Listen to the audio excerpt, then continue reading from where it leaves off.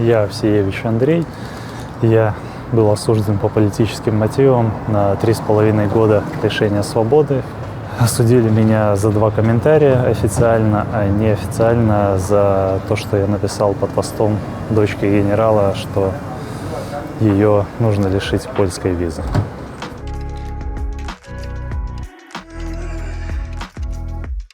Мне позвонили с РУВД, якобы. Позвонили, говорят, вот, на вас были там протоколы составлены, ну, я раньше задерживали меня уже, вот, придите перед 9 августа, нужно побеседовать с вами, вот, придите в РУВД на тему, чтобы вы не будете участвовать 9 мая ни в каких акциях.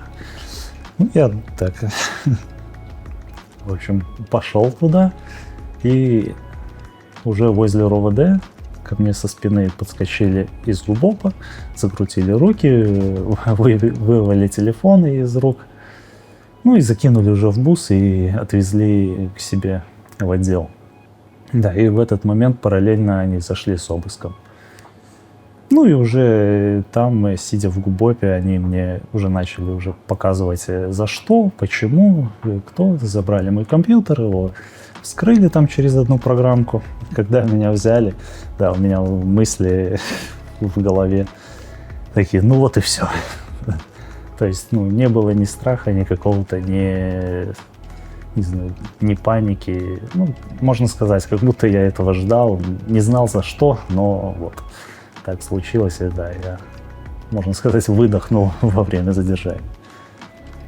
Ну и вот, и в итоге они мне просто 3,5 года дали, потому что нужно было дать, потому что был заказ. Я, кстати, когда был в суде, в аквариуме там стоял, и как-то перед судом зашли какие-то 2 полковника вроде, ну, вроде 2. Такие стоят, смотрят на меня и такие, да, это он точно. То есть, скорее всего, что это от того генерала люди, которые пришли проверить. В колонии была книга в библиотеке Нотр-Дам-де-Пари. И вот одна из глав, которая там очень запомнилась, это суд над девочкой, который, ну, просто смешон. Что изменилось? Ничего не поменялось. Что в те времена судили, она ведьма, виновна. Так же и у нас.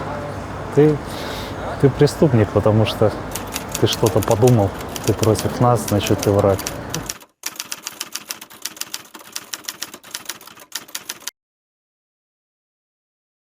Была забавная история.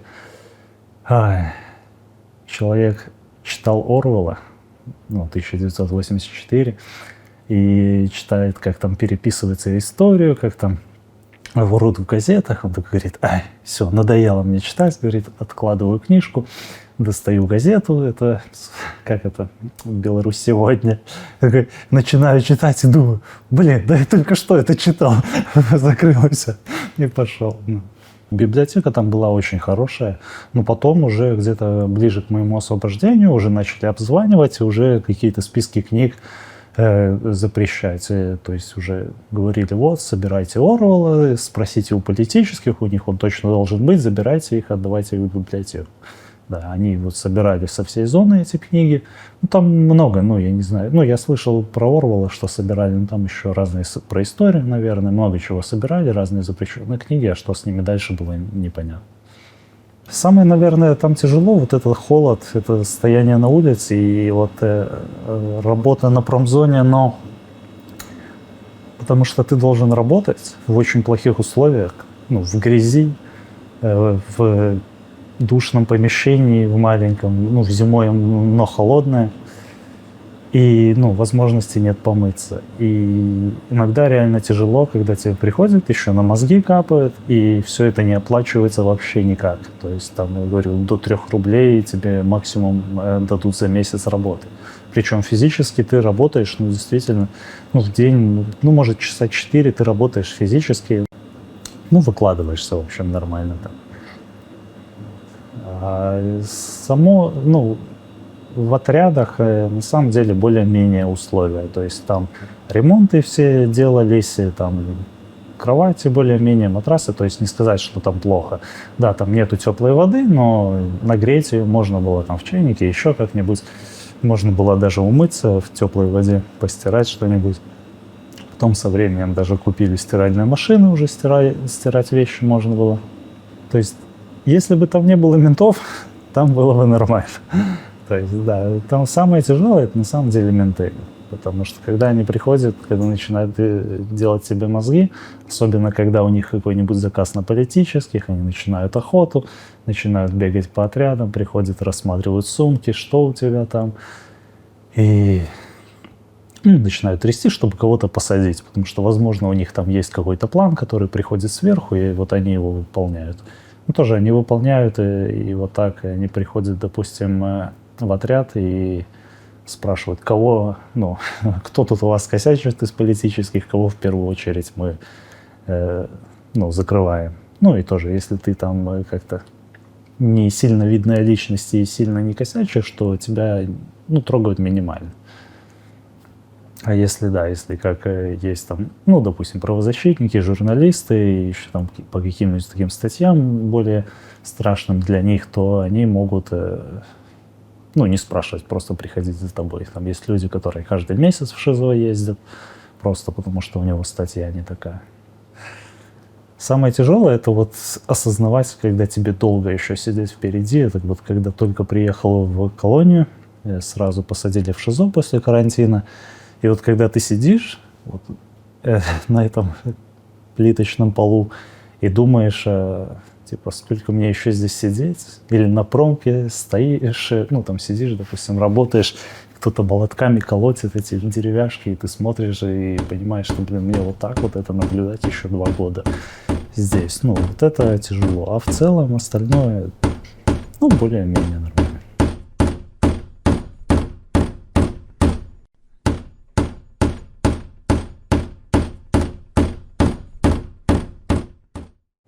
Да ничего, просто понимаешь, что как бы все равно все проходит, все равно время идет, и все равно, да, ты в итоге выйдешь.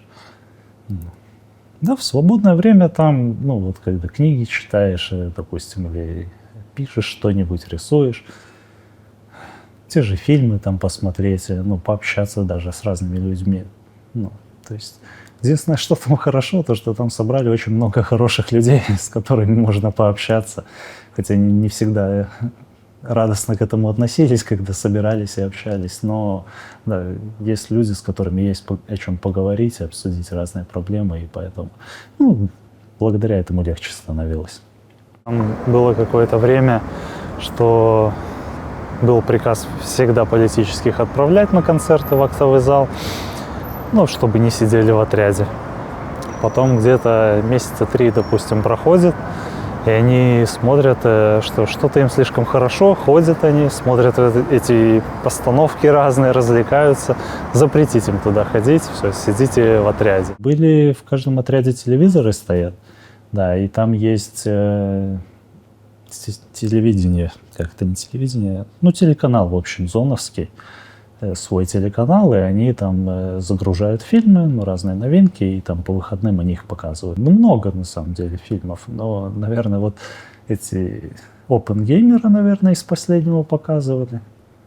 Ну, то есть они вот новинки, которые выходят, они на самом деле их и скачивают и показывают и по телевизору. Там много, ну, марвеловских фильмов показывают. Там же и концерты приезжают. Ну, то есть есть разные люди, приезжают с лекциями, кто-то из библиотеки, какие-то группы выступать в клуб приезжают, какие-то спортсмены иногда приезжают, ну, там поиграть, ну, с заключенными, такие акции благотворительные провести.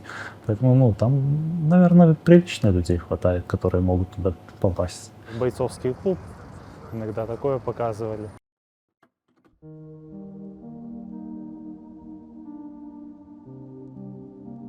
Сидел на наре, положил на тетрадку листок и, сгорбившись над этим листком, сидел, придумывал слова.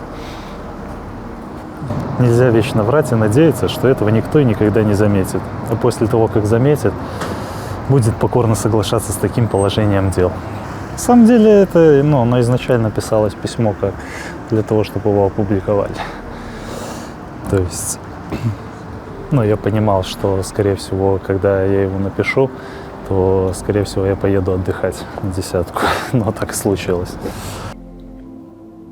Но все равно, понимаешь, они хотят, чтобы о тебе забыли. Они хотят, чтобы не было ни публичности, ничего. И тут получается, что можно съездить 10 суток в ШИЗО, или чтобы о тебе не постили. Ну, как бы не сильно страшно это ШИЗО, когда, ну, ты там уже был, ты уже более-менее знаешь, как там находиться и как там выживать. Поэтому, ну, не сказать. Я не видел, наверное, людей, которые сильно негативно к этому относились. То есть, да, кто-то говорил, вот у меня там завтра день рождения, скорее всего, я поеду в ШИЗО, потому что меня поздравят в интернете. Ну, и были такие случаи, да, что приходят на крестины и говорят, с днем рождения, 10 суток тебе, иди отдыхай. Ты же, ну, понимаешь, что, ну, что сажают тебя не те люди, которые в интернете что-то запостили про тебя, сажают тебя совсем другие люди. И, по сути, для меня это вина на тех, кто тебя закрывает, а не тех, кто распространил о тебе какую-то информацию. Поэтому, ну, я лично так к этому отношусь.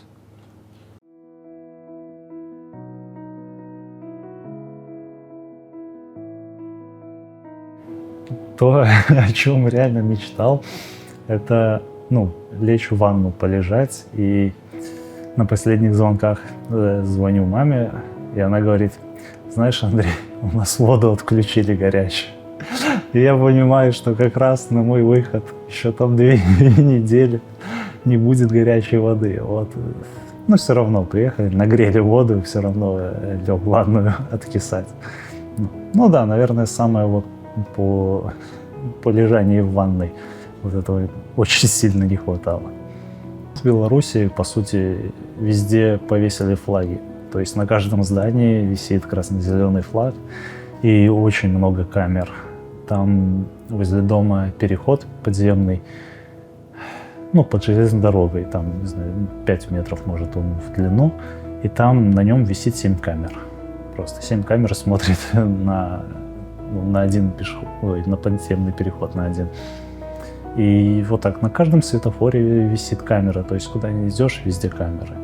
Ну и честно, в Беларуси как-то очень много мусора стало. Вот идешь, хотя до сих пор некоторые говорят, что у нас очень чисто, но очень сильно бросилось в глаза, что действительно очень много на обочинах мусора есть. Ну, просто, наверное, уже нет финансирования, чтобы оплачивать всех дворников, которые будут это убирать.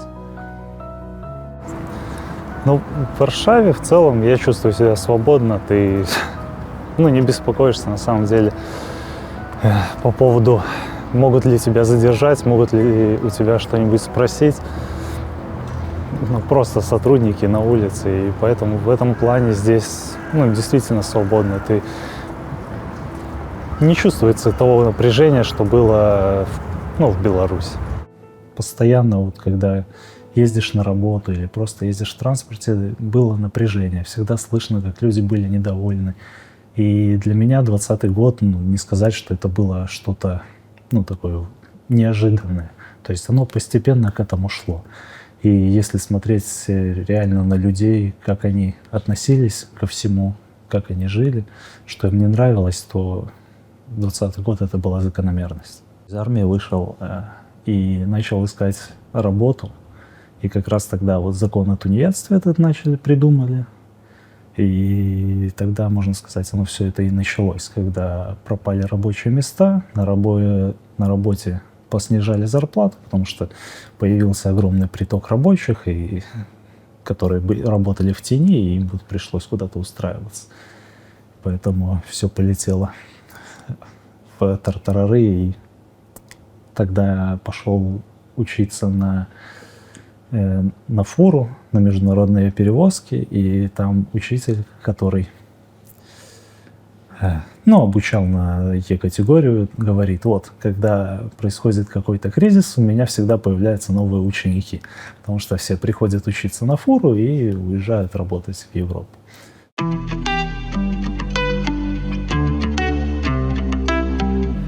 На самом деле планы у меня сейчас получить эту международную защиту, вот ожидаю, документы подал. А что дальше, так уже, чтобы точный план уже, наверное, нету. Буду пытаться что-нибудь делать как-то развиваться в каких-то, ну, я говорю, войти в 3D-моделирование, может быть, если получится у меня. Вот, а живу сейчас в шелтере какое-то время, да, буду, наверное, ну, сказали, что следить за ним, то есть какое-то время жилье есть.